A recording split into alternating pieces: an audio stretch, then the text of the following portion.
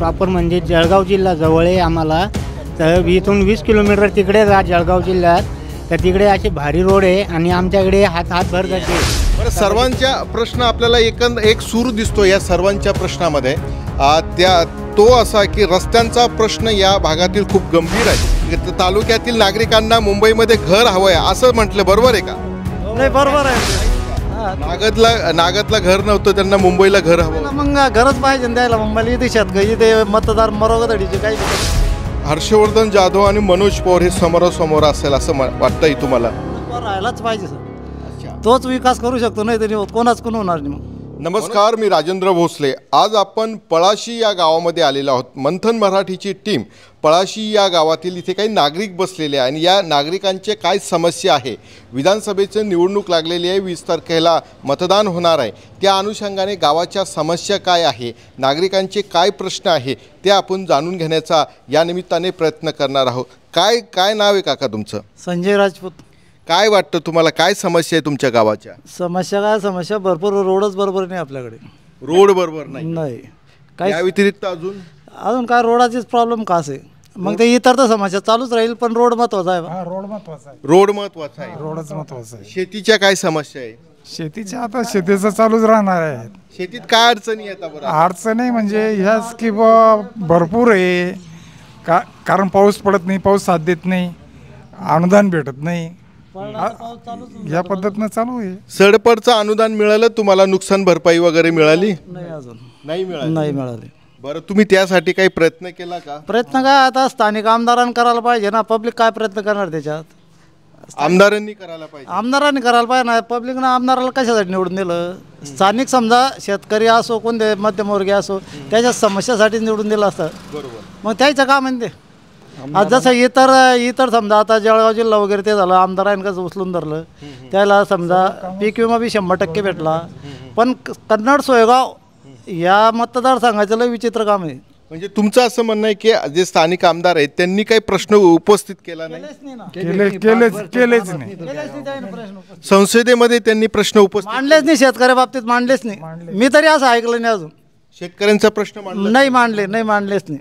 बरं काका, काय सांगाल? तुमचं काय नाव आहे? विठ्ठल अडचण. काय वाटतं तुम्हाला, शेतकऱ्यांचे प्रश्न कोणी मांडलेच नाही विधानसभेमध्ये? काय सांगता येईल मला? सांगता येणार नाही. काय सांगाल बंधू? आमचं असं म्हणणं आहे, आमचं रस्त्याचाच प्रॉब्लेम जादा आहे. इथं प्रॉपर म्हणजे जळगाव जिल्हा जवळ आहे आम्हाला. तर इथून 20 किलोमीटर तिकडे जळगाव जिल्ह्यात, तर तिकडे असे भारी रोड आहे आणि आमच्याकडे हातभर गड्डे आहे. आता बघितलं असेल तुम्ही आले तेव्हा.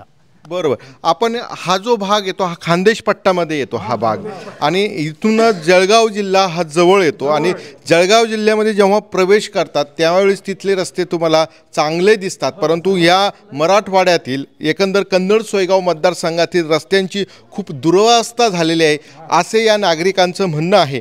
त्यांचं असंही म्हणणं आहे की स्थानिक आमदार आहे यांनी विधानसभेमध्ये शेतकऱ्यांच्या आणि स्थानिक प्रश्न मांडायला पाहिजे व ते उपस्थित करायला पाहिजे, ते सुद्धा उपस्थित केलेले नाही. तुम्हाला काय वाटतं, काय तुमच्या समस्या? आमच्या समस्या काय आता फक्त रस्त्याच्याच आहे.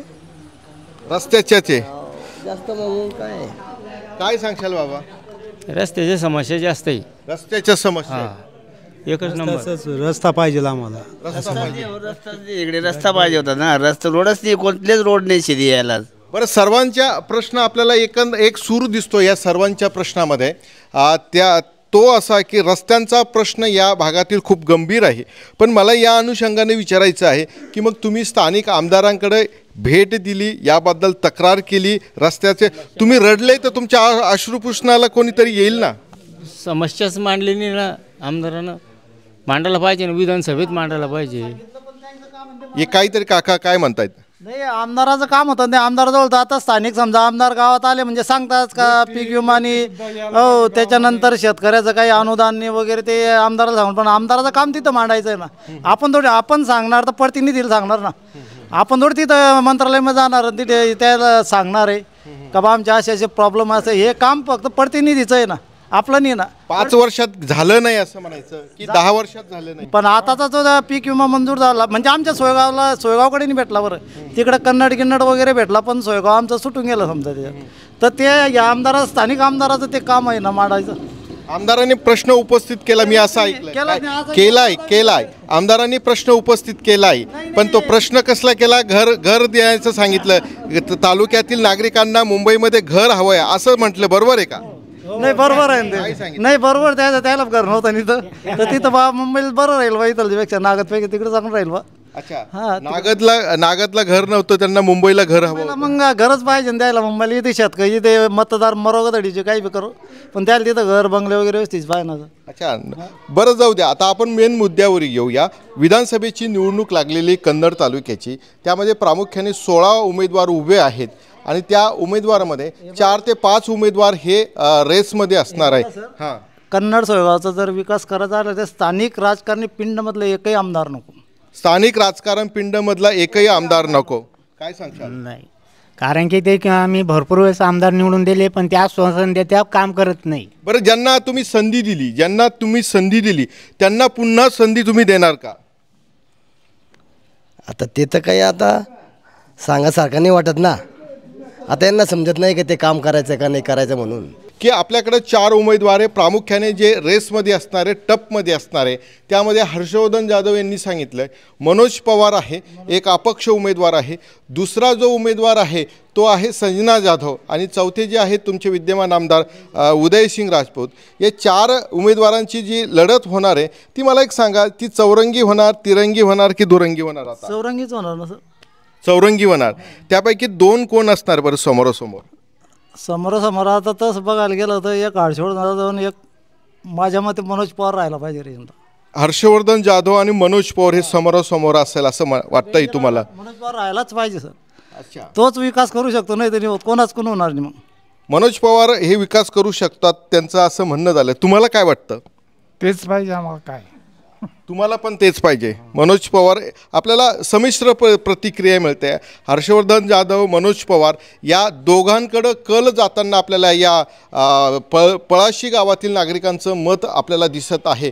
मी राजेंद्र भोसले, मंथन मराठीसाठी कॅमेरामॅन संदीप शिंदेसह पळाशी.